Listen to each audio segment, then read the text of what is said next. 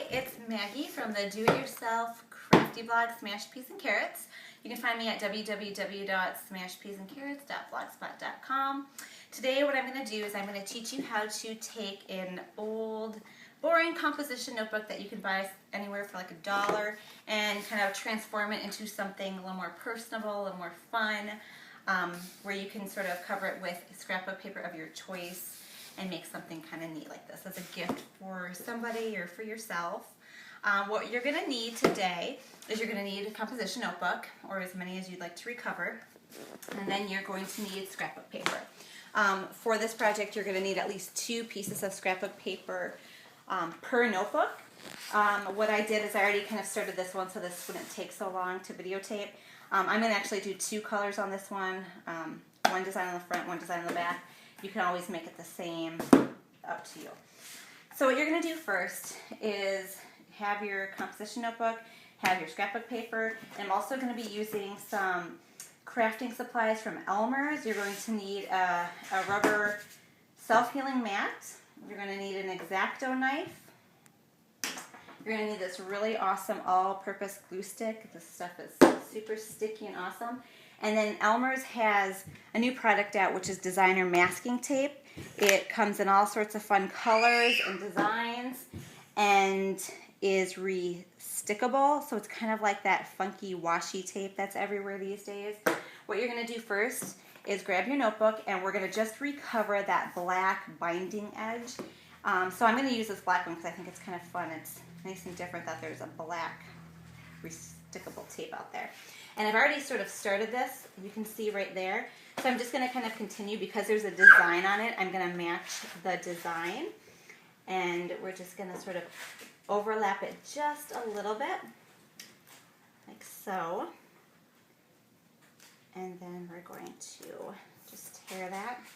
And it's okay if you tear it too long because we're going to trim it with the X-Acto knife at the end. So it won't really matter if it's too long or not. And then we're going to do another piece. So we're just going to make sure that whole black binding is covered.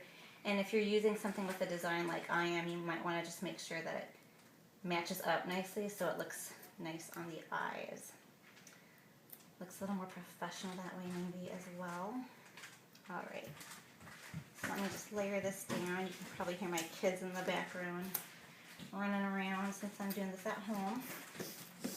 Alright, so there we go. Just smooth everything out, and then grab your X-Acto knife, and we're just going to trim it. So just going to follow the edge here right along the notebook cover, and we're just going to trim off that excess tape, like so. And then we're going to do this bottom part. Alright, just like that. So it looks nice and finished. So the next thing we're going to do is we're going to grab our scrapbook paper. I'm just going to use this piece here. It's a 12 by 12 inch piece. What you're going to do is you're going to flip it over so that the wrong side is facing up, and then you're going to flip your composition notebook cover the wrong side facing up too. I do each of the covers front and back separately. You could do the same, but I have found that the binding sometimes is actually wider on the front than the back, or vice versa. So I have to do them each separately, so it just causes less trimming in the end for me to have to do later.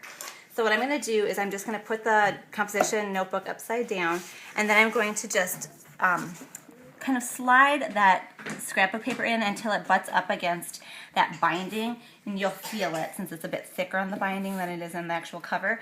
This way you only have to cut around 2 sides of your composition cover as well, so it kind of saves there. So then what you're going to do is you're just going to take that X-Acto knife, follow along the whole composition notebook, and just trace around it. So we're going to go like that, all the way down, and then move that paper aside, and then you can just flip your notebook over, and then you can just line it up again to make sure that you did an okay job there. And you're going to put it right side down, wrong side up again.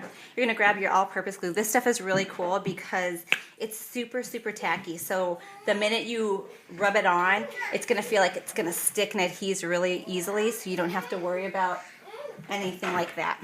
And you can hear my daughter in the background. She's fussing about something, but we'll get to her in a little bit. So then what you're going to do is just put this glue stick all on. I don't like to leave any open or dry spaces. I like to have the whole thing covered so that when you push it and you adhere it onto the notebook cover that there's no air pockets, and so you don't have to worry about any of that.